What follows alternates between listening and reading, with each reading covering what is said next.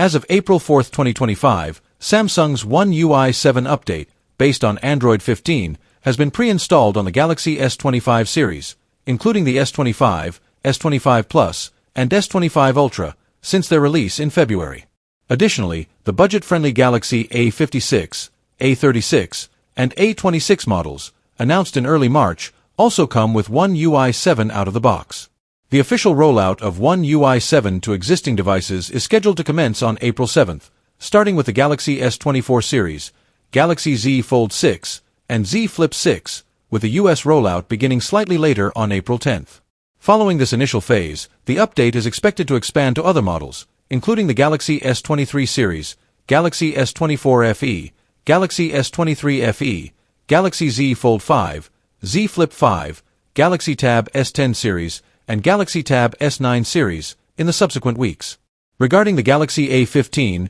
A35, and A55 models, while Samsung has not provided specific release dates for the One UI 7 update, these devices are anticipated to receive the update after the flagship models, likely in late April or early May. Users are advised to regularly check for software updates on their devices to stay informed about the availability of One UI 7.